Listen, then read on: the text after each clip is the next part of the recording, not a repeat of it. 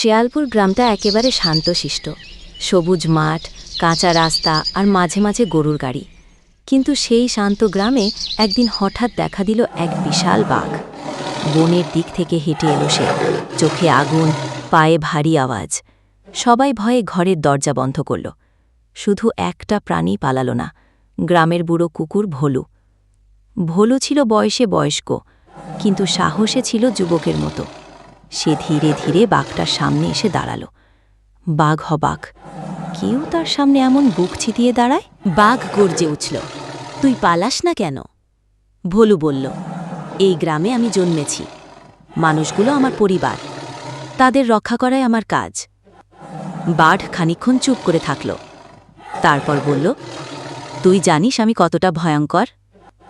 ভোলু শান্ত গলায় উত্তর দিল, ভয়ঙ্কর হতে পারিস, কিন্তু আমি তো তোর সঙ্গে লড়াই করব না। আমি শুধু দাঁড়িয়ে থাকব। যদি গ্রামে ঢুকিস, আমাকেই আগে পার হতে হবে। বাঘ একবার তাকাল ভোলুর চোখে, সেখানে ছিল সাহস আর ভালোবাসার আগুন।